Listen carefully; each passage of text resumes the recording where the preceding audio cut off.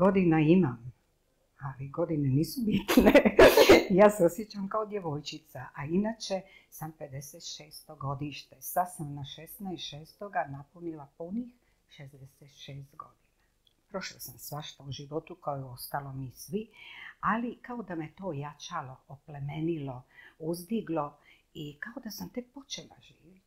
Jako sam aktivna, inače sam u pjesništvu, u slikarstvu i u raznim udrugama i to me ispunjava i tu dajem sebe. To je moj hobi koji od malena volim i onda sam ga realizirala kad sam odradila svoje prioritete, naravno, djecu podigla, ali u međuvremenu ja sam uvijek nalazila moment za sebe.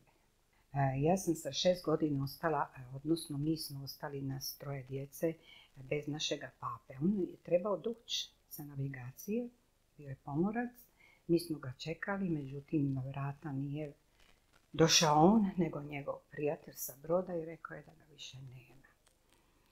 To mi je bilo jedan veliki udarac kao djetetu koje nisam razumila šta znači smrt, tako nagla smrt. I onda sam pa i godinu dana u svojim mislima njega vidjela, njega dočekivala, to je ta moja vizija bila, tako mi je valjda bilo lakše da prebrodim sve to. I onda su nastajali problemi, odnosno to su bile posljedice toga i onda s godinama kad sam ustanovila uzrok, onda sam raščistila sve. Tako je moralo biti. Moramo krenuti dalje. Moja mama je jako mlada, ostala udovica, odradila je to s ljubavlju sve i tu smo disno.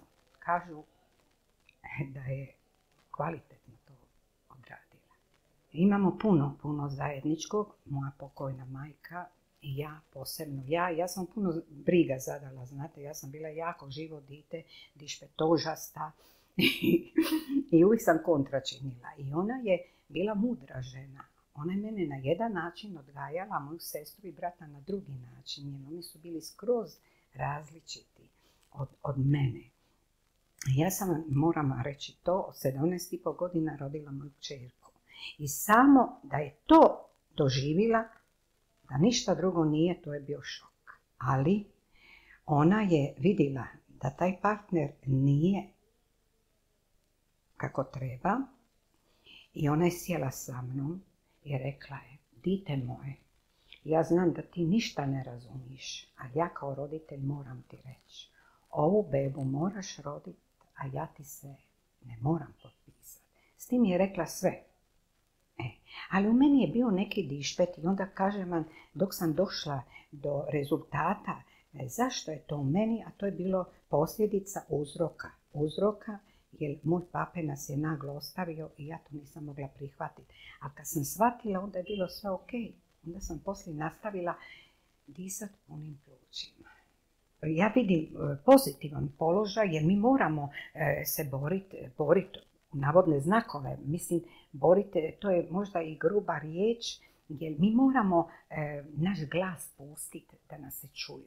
Jer ako se zatvorimo u 4 zida i samo kuhamo, spremamo, odgajamo djecu, to je bilo ono vrijeme kad se moglo.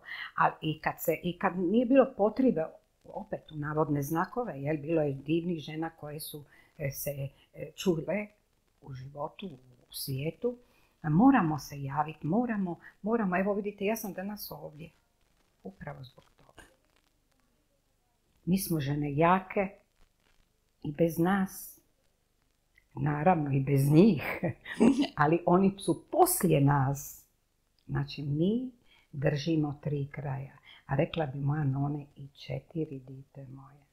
Samo moramo imati i fundament je jako važan, temelj, znate, i odgoj, to je sve dolazi iz toga, Moramo imati samopouzdanje, a samopouzdanje, samopovjerenje nam daju naši roditelji, a naši roditelji nam daju onoliko koliko su i oni to dobili, jer ja vama ne mogu dati ono što ja nemam u sebi. Znači, niko nije kriv, kad neko traži krivca, nema krivca, samo rad na sebi i prekidati ono šta osjećaš da nije dobro. Znači, mi smo žene te koje moramo nastaviti ovaj život da bude ljepši.